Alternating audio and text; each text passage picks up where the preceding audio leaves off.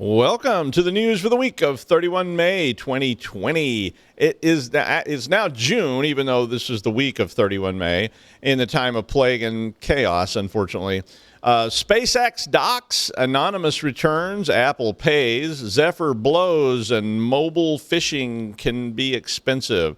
All this and Jason Wood on Security Weekly News. This is Security Weekly, for security professionals, by security professionals. We interrupt our program to bring you this important message. It's the show that keeps you up to date on the latest security news twice a week, your trusted source for accurate security information and expert analysis. It's time for Security Weekly News. As technology continues to evolve and expand, so have the countless ways our critical systems can be put in jeopardy. Ransomware attacks, misconfiguration, user error, and malicious threat actors, to name a few. As IT infrastructures continue to grow and diversify, how do you ensure stable security? Core Security, a HelpSystems company, provides an analytics-driven, layered approach to security with a portfolio that enables both proactive and reactive responses. With Core Security, you can reduce risk by limiting access, detect upcoming and active threats, test for security weaknesses, and efficiently monitor data for actionable insights. To learn more, visit securityweekly.com/core security. Hey, if you haven't got on the Security Weekly Discord server yet, you should, because it's lots of fun and you get to talk to, well, all kinds of people on there during the shows and or otherwise. So check that out. It's free and you can have some fun. All the news that's fit to print then.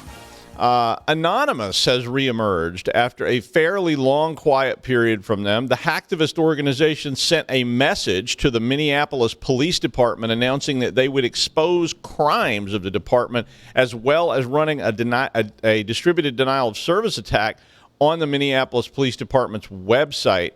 There were numerous other anonymous attributed and or claimed events in the last couple of days. So since they're anonymous, it's hard to tell what's what and what's official. The message that they sent went on to make various statements about Donald Trump, Bill Gates, other celebrities, offering to disclose, a lot of other information. So definitely something to keep your attention on, or at least evaluate. Apple released a patch on Monday for iOS 13.5, which would correct a pretty nasty flaw that allowed apps to execute kernel-level code. This flaw was being used for jailbreaking, and we can debate whether that's legit or not, but was used for jailbreaking as well as other nefarious purposes, because a lot of times jailbreaking tools can be used for other things. But it was confirmed as patched by Pwn to owned in version 13.5.1. So you probably want to get that version. Apple also apparently paid someone $100,000 for what is called the sign-in with Apple vulnerability. So the sign-in with Apple vulnerability, or the sign-in with Apple program, was announced at the June 2019 Developers Conference, and it was basically a way to create a single sign-on for social media type logins, which may collect and hold personal data. So Apple was trying to get people away from these things where, it says log in with Facebook, log in with Twitter, whatever kind of things that you go to other sites, and use instead this sign-in with Apple tool. A lot like, it's in some ways, it's similar to the current Microsoft rollout of Microsoft Hello, which has been rolling out to people's desktops all week if you use Windows 10. But the sign-in with Apple approach was being touted as a better option than using all these sign-in with Facebook tools, because it was going to be private, they were going to release your information, and so forth. And there's been all kinds of controversy around these various and sundry things. So in April 2020, a critical security vulnerability was found in the sign-in with Apple tool that would allow someone to essentially take over the third-party account just by using the email ID of the account. Well, Apple paid $100,000 through their bug bounty program to Bhavik Jain, who published the information originally on the 30th of May. Now, he had actually informed Apple about this earlier, but on the 30th of May, he went ahead and released it to the general public. Basically, it only affected the third-party account, so it did not affect your Apple account directly, but it did affect these third-party accounts, which, of course, then can be used for credential stuffing or whatever. But wow, that's like a pretty impressive kind of thing to find. Basically, what he found he could do was request authorization or authentication tokens from any email ID from Apple. And as such, a forged token could then be linked to the email ID and used to access the account on the other sites. So it was certainly a win for bug bounty programs, but it was a pretty scary loss for Apple at that point. In the 5G wars, which continue worldwide, Great Britain announced that it was attempting to get the United States to work with Great Britain and 8 other nations to form a club of 10 nations called the D10 that would develop their own 5G tech in order to reduce dependence on Huawei.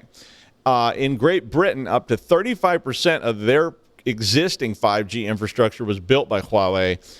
The Times reported that this D10 club would be formed from among the G7 nations, and the G7 nations are Canada, France, Germany, Italy, Japan, the UK, and the United States. And they were going to add Australia, South Korea, and India to this D10 group. There are not currently many options for 5G tech because Huawei makes most of the antennas and relays. Ericsson and Nokia, I think, also make some tools for that, but everybody's trying to get away from Huawei all of a sudden. The NSA published information on targeting of the XM mail transfer agent by the Sandworm team. Sandworm is a Russia-linked group that is also affiliated with Fancy Bear and all these other groups that were being run in Russia. The XM MTA is subject to CVE 2019-10-149, and I did put a link to that on the wiki, so if you haven't read that CVE. Now, that particular vulnerability in this mail relay tool has been patched, but there's 2 problems with that issue. One, there are a lot of these servers out there in the world. And 2, actually 3 issues. 2, not everyone patched, as we all well know. And 3, even if you did patch after the fact, it could be quite a bit of problem. Sandworm was targeting primarily European government organizations and attempting to exploit the vulnerability, which was had the potential to affect roughly 3.5 million servers when they started doing it back in 2019. The attack is basically processed through a mail from field on an SMTP message, and it's then used to gain access. What they were then doing with it is, of course, creating privileged users, additional ways to get into the system. So even if the patch gets put in place, then if they actually have a root login or a login that can escalate to root, they may be able to get back in despite the fact that you patch. So it doesn't always help if you patch after you've been compromised because, yeah, they can't use that same thing again, but they can also turn around and get right back in. These attacks were primarily coming from a couple of IP addresses. And, of course, they could shift those up, but they did provide them in the article. So if you're interested in blacklisting, I already had those 2 IPs blacklisted for some reason. Probably from that original notification because I went and looked to see if I had them blacklisted already, and I already did. So if you need those IPs, they're in the wiki link on there. 26 Internet of Things flaws, which can enable denial of service and privilege-based attacks, were found in the Zephyr real-time operating system and the MCU bootloader. So those 2 things are often built out together. MCU bootloader is an open source loading system that basically loads up that Zephyr OS. It's widely used. So these 2 products often paired in IoT applications. NCC Group found the flaws in early 2020, and they tested and documented 25 specific flaws in the Zephyr OS and 1 additional flaw in the open source MCU boot product. So because of the large number of IoT devices included, and this included Intel, NXP, Nordic Semiconductor, and Texas Instruments, among others. And a lot of IoT devices use these 2 particular things as a basis for their operation. So this enabled a lot of compromise potential in IoT devices, which are probably in use. It was everything from baby monitors to cameras to control systems and on and on and on. The United States Senate unveiled a bipartisan bill on Monday that will plan to regulate contact tracing and exposure notification apps to try and protect users' privacy. The bill is called the Exposure Notification Privacy Act, and it will place privacy rules around the development of such applications. A lot of tech companies around the world and a lot of individuals around the world have been rapidly trying to develop contact tracing and encounter type applications that could be used as people start going back to school and work. Obviously, this could have a lot of market value if you develop the app that everybody decides to use. Already some states, like Rhode Island is one of them, have rolled out applications that they have put in place and recommended the use of them. Education institutions are all scrambling, trying to find things to use for this. I've had a lot of calls about contact tracing and contact tracing apps.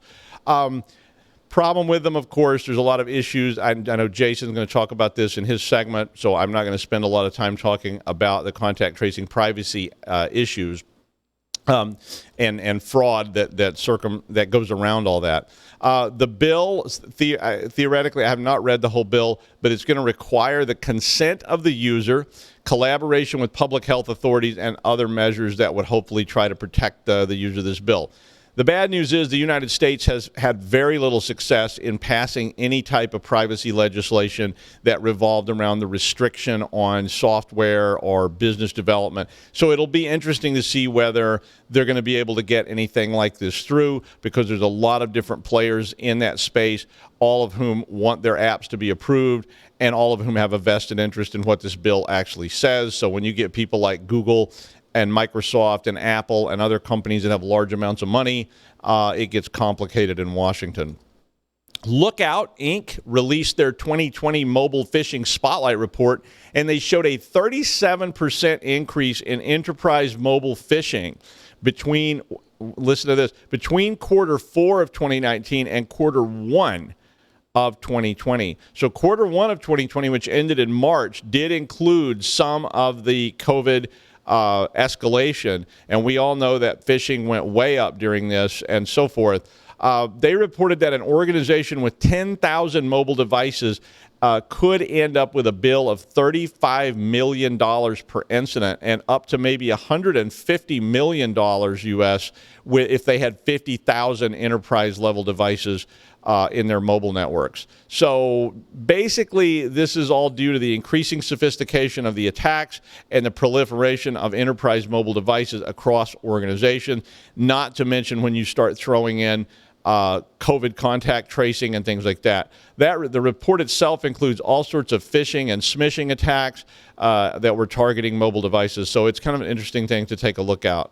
And with that, he went into the desert on a horse with no name to spend years learning the language of the Sand people of Utah.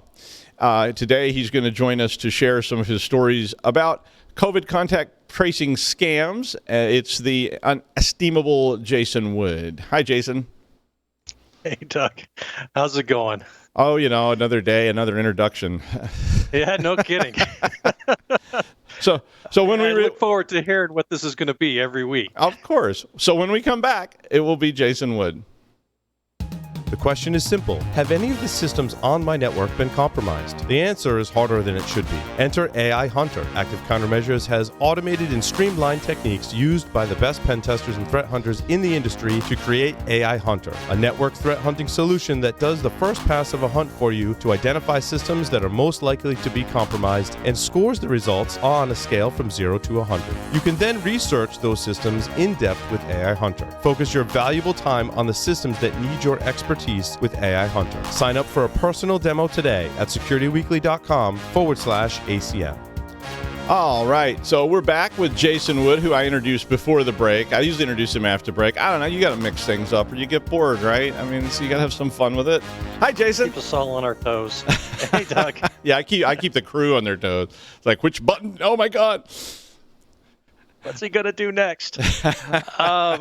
So, yeah, as Doug mentioned, I'm focusing a little bit on contact tracing, less on the apps, though, than just some of the scams that are going around with this this particular issue. Obviously, governments have, in the public health, has a vested interest in performing contact tracing to follow back to, potential infection routes and stuff like that. This article is in the Register. Actually, it was aimed at our fellow humans in the UK, but this is not limited to, these types of scams are not limited to particular nations' borders. So it's good for us to take a look at here. Basically, you imagine you receive a phone call from somebody saying that they're a contact tracer from whatever the government agency in your area is, and they are telling you that you've been exposed to somebody who has COVID, and as a result, they need a bunch of information to perform contact tracing. You check the caller ID, everything, listed with a quick glance looks legit, but, you're on the phone with somebody. You don't have all the time in the world to start doing validation on something like you would an email or text message. And so there's a little bit of pressure here, and perhaps maybe you're worried about COVID-19 for either reasons of your own health or family members who have particular issues that could be targeted by that disease. And so it becomes really, a lot of pressure to respond back and give this person what they want. The problem, and they start asking a lot of questions about, where you've been, who you've been in contact with, gathering up some health information, things like that. And the problem is this call is totally bogus. This is from a scammer. This basically is what this article in the Register is laying out is possible in the UK. They say it's already happening, but then they don't, in the headline, but they don't actually go into examples really of these types of calls. But what they've had happen in the UK is the National Health Service, or NHS, has launched a program where contact tracers will be calling up residents from a published phone number so that residents can look at their caller ID and see if that's legit. Obviously, though, there's a problem with that in that if you're depending totally on that caller ID, that's spoofable, and you could end up with somebody playing games on you. So, and that's really what's going on here. There's no other way for you to really validate this. If you get called and you're stuck trying to figure out whether this is legitimate or not, how much you're trying to help out the public good and protect yourself at the same time. But, I thought this was worth sharing nonetheless with people because I have seen examples of friends who've received text messages saying that, hey, we're doing contact tracing. You've been exposed to somebody. Click on this link. And they actually provide some guidance in the text, self-isolate and go get tested, things that we would expect our health officials to tell us. But they've got this helpful but very malicious link for you to click on. And you go to the site if you fall to it.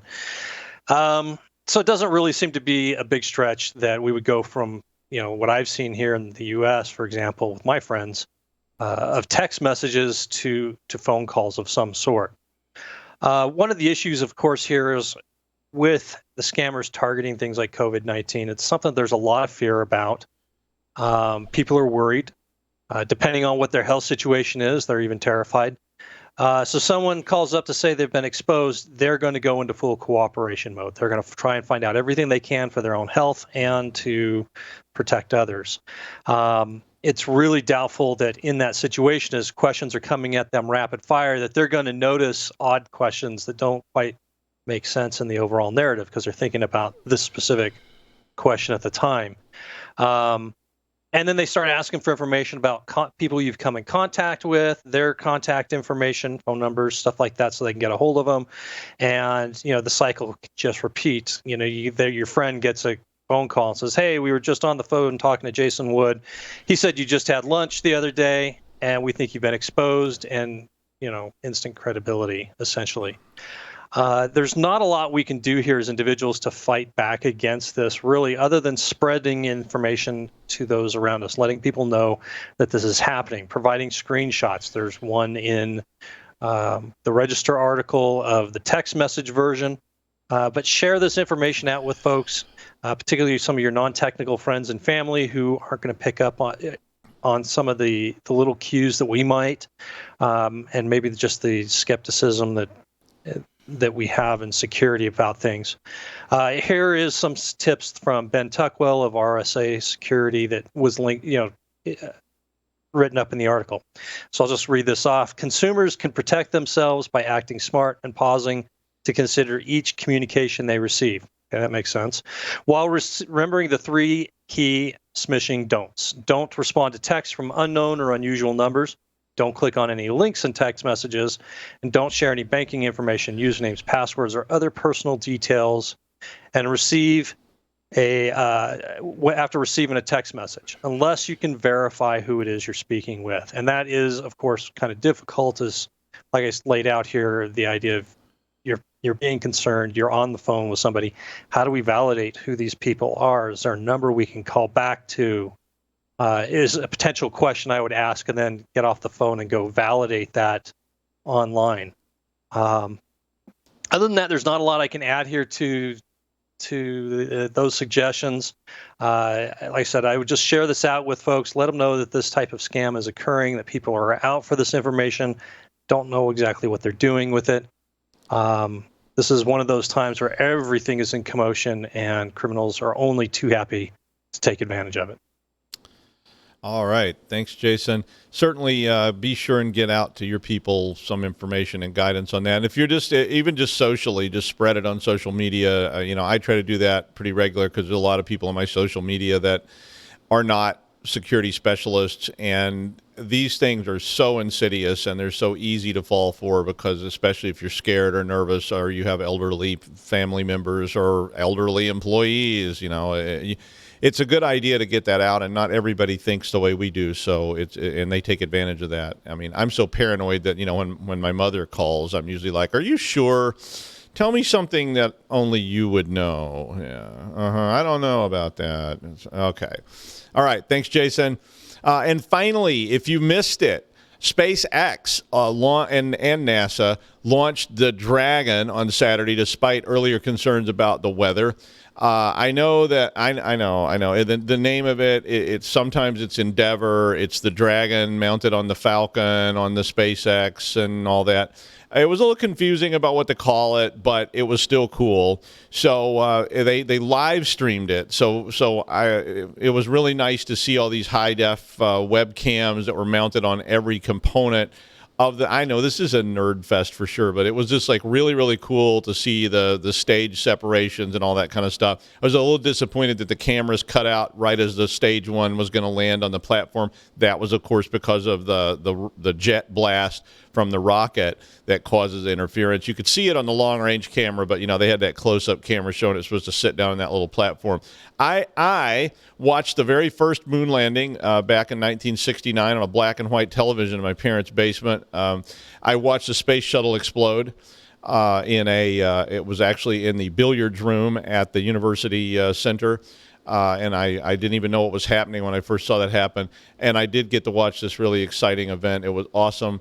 I was kind of hoping for an all-electric rocket, Elon, come on, all those flames and stuff. But I really didn't think that was going to be the case. The capsule successfully docked with the International Space Station on Sunday morning. So hopefully we can get back to focusing on science and space.